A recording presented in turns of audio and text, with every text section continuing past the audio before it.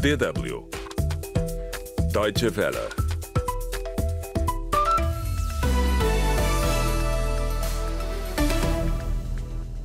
Passa já um ano desde o bárbaro assassinato do advogado Ilvino Dias e de Paulo Gwamba, ambos colaboradores próximos do político e ex-candidato presidencial Venâncio Mondlane. A sociedade moçambicana clama por rápido esclarecimento da polícia deste caso, com fortes indícios de motivações políticas. O clássico da polícia "Estamos a trabalhar" é o que chega como resposta. Olá, bem-vindo a mais um Radar, hoje apontado para os diferentes ângulos deste caso. Foi a 19 de outubro de 2024 que Dias, dizia, e Gwamba perderam a vida de forma trágica com uma rajada de tiros de homens até aqui não identificados, depois de um momento de descontração. O contexto era de elevada tensão política, motivada pela fraude eleitoral que marcou as eleições gerais de 9 de outubro. Os dois se destacaram ao elucidar a sociedade sobre direitos e justiça. Os assassinatos destroçaram as famílias que hoje vivem sem amor e com menos proteção e cuidado. O trauma e perseguições são a nova realidade dos familiares. A DW conversou com a viúva de Ilvino Dias, a senhora Esmeralda Souza. O nosso correspondente em Maputo, Romeu da Silva, foi à casa da família. Como é que tem sido a vida para si e para os seus filhos depois da morte do seu marido? Tem sido muito difícil mesmo sem ele aqui conosco.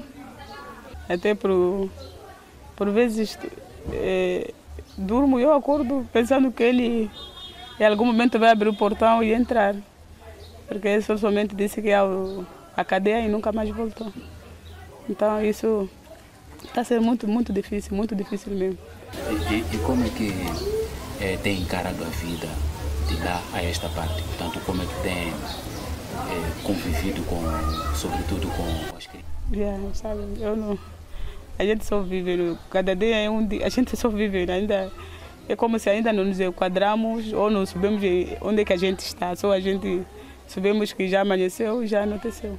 E tem recebido apoio de algumas pessoas, boa vontade, ou algumas instituições? Eu tenho recebido ajuda de pessoas de boa vontade e também tenho uma pequena machamba lá em Palmeiras, onde eu cultivei minha mandioca, essa que eu tiro e vou vender. É disso que eu tenho me sustentado. Ele, como era advogado, a Ordem dos Advogados de Moçambique tem vindo aqui, tem aparecido para te dar algum apoio, uma assistência ou qualquer coisa? Tratando-se ele de alguém que era membro da ordem? Na verdade é que esse ano não foi tão fácil, né? Como foi um ano muito... Eu em algum momento não estive cá, tive que sair de casa por causa daquela atentado que eu tive. Então, eu não diria... É que foi um ano mesmo muito difícil, foi um ano difícil. Então, não foi fácil. Foi um ano, a metade de um sítio, a metade do outro. Nem sempre eu esteve aqui por causa daquele atentado que eu tive, então... E por falar mesmo em atentado, portanto, todos os órgãos escreveram, muitos, aliás, escreveram que a senhora Esmeralda estava a sofrer atentado. E como é que tem sido, ultimamente, a sua vida diante desses atentados? Ainda vive com medo? Está segura? Como é que é? Vivo, mas eu tenho 2 filhos. Na verdade vivo, mas eu tenho 2 filhos que em algum momento precisam de ir à escola. Tinha que me posicionar, não tenho como, não tenho como, nem sei como, mas tive que me pôr em pé para tentar as crianças em algum momento irem para a escola. A Ordem dos Advogados e quase toda a sociedade civil, eu inclusivamente fiz alguns trabalhos perguntando a essas pessoas se a morte do Ilvino e Paulo Gwamba a justiça há de ser feita, tanto se as autoridades vão encontrar as pessoas que assassinaram esses dois cidadãos. Acha que a justiça a ser feita pela parte das autoridades? Não sei porque. Até então, nunca aproximaram a mim para dizer qualquer coisa. Ou para tentar se explicar, já se passa um ano. Então, isso eu vejo como se fosse um problema que está no fundo do poço. Não sei se até então já se passa um ano e nem até os bens do falecido ainda não fui entregue. Então. E muitos outros moçambicanos também não se esquecem do assassinato de Dias Iguamba. Os jovens não confiam na polícia e nem na justiça. Contudo, pressionam por justiça.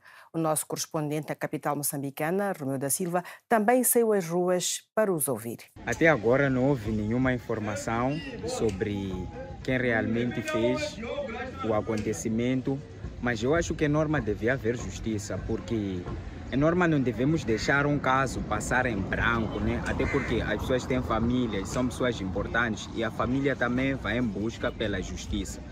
Então, eu acho que deve haver justiça sim, por mais que a justiça não seja a mesma, agindo com crueldade, mas as pessoas que fizeram realmente isso acontecer deviam pagar por isso, serem presos nesse caso. Sim, sobre a morte do Elvino Dias, eu acredito que sim, as pessoas serão achadas, sim, porque a morte dele aconteceu em pleno público e há pessoas que viram aquilo e viram as próprias pessoas. Acredito que sim, as pessoas serão encontradas. Acredita na justiça moçambicana? Na justiça moçambicana, não acredito não. Não acredito não na justiça moçambicana, porque já há muitas pessoas que foram mortas e não foram atrás das pessoas, deixaram passar as mortes. Bom, sobre a morte do Elvino Dias, nós ainda estamos à espera do esclarecimento, ainda estamos à espera da justiça, mas já passa um ano que quase as pessoas estão a investigar, não estão a falar nada, são coisas atrás das coisas e isso é muito difícil.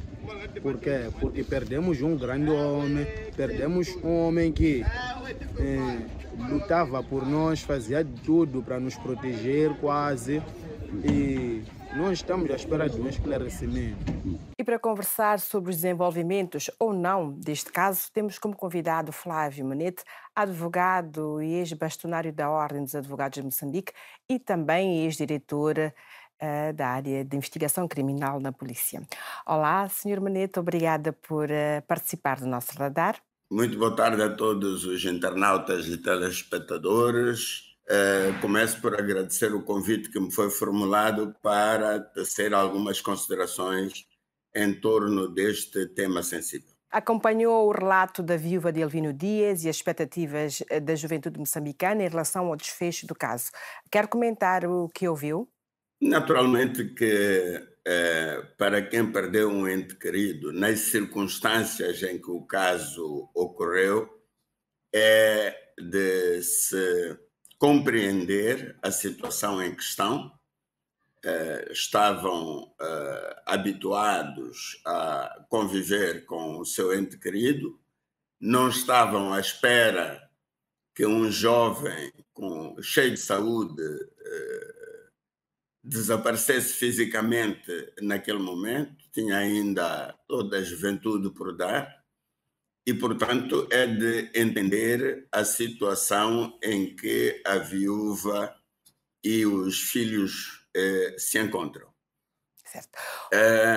Relativamente ao estágio da investigação, é verdade que a informação que é prestada pelas autoridades vai no sentido de que as investigações estão em curso.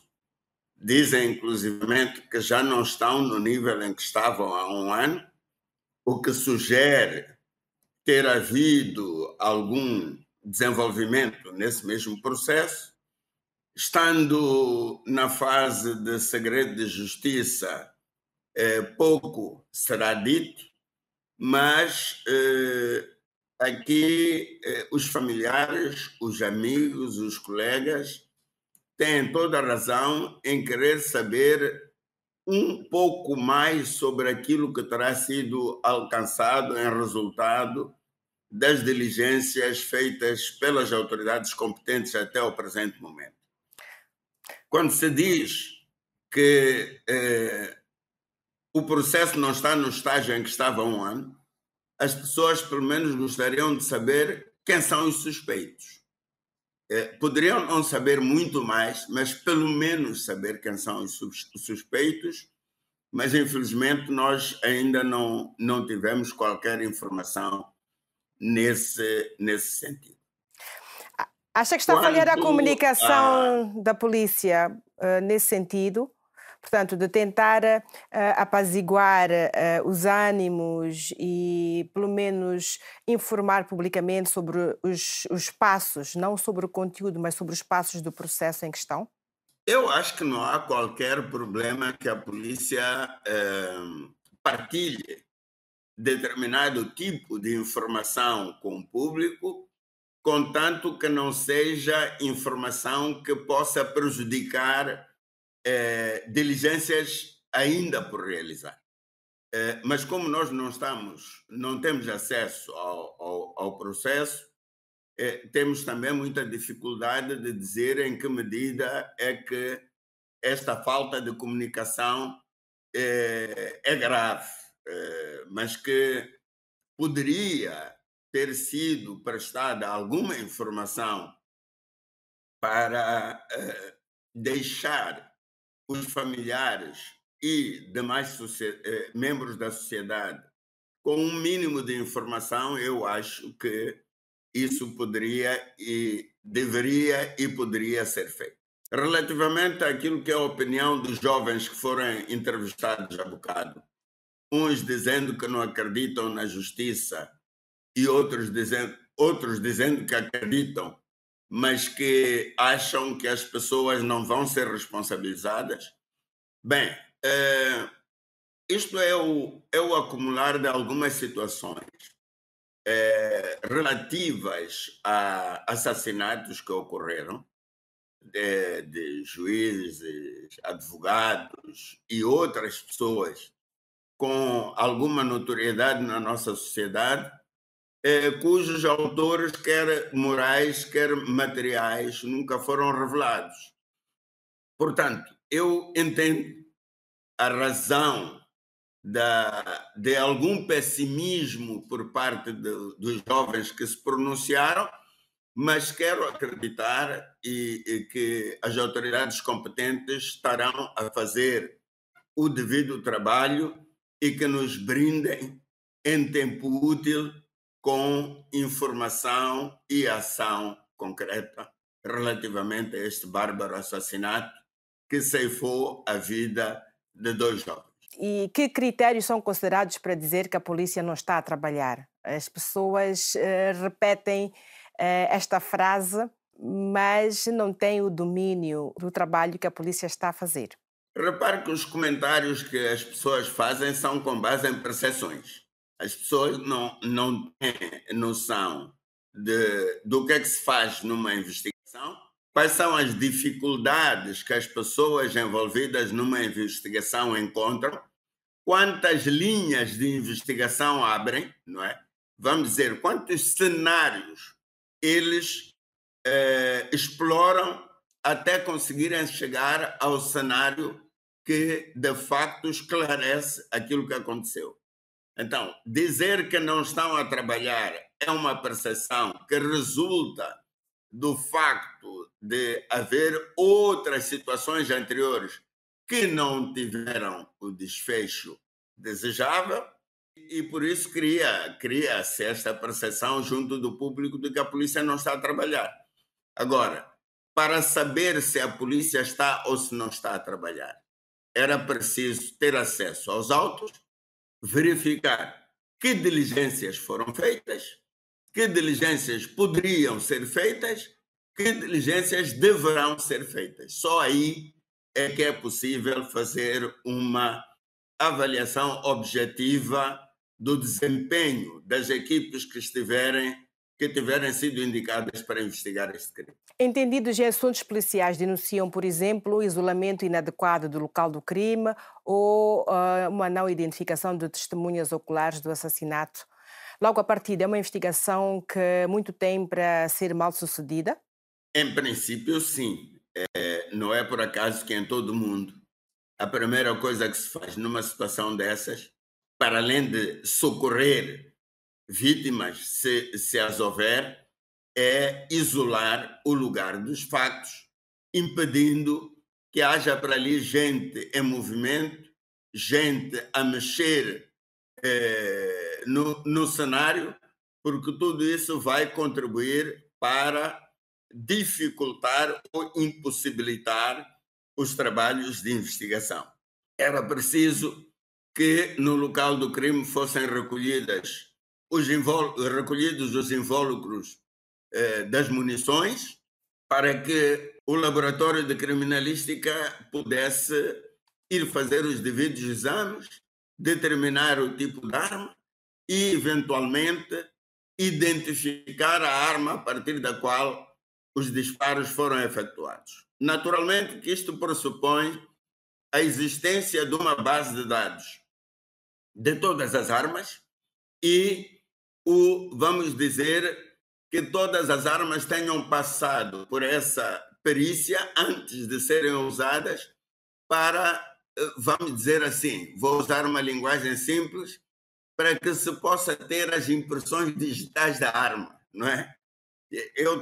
Não é esse o termo, só estou a falar para as pessoas perceberem que é para se poder identificar com precisão que aquela bala foi disparada a partir da arma X e a arma X está alocada à pessoa Y.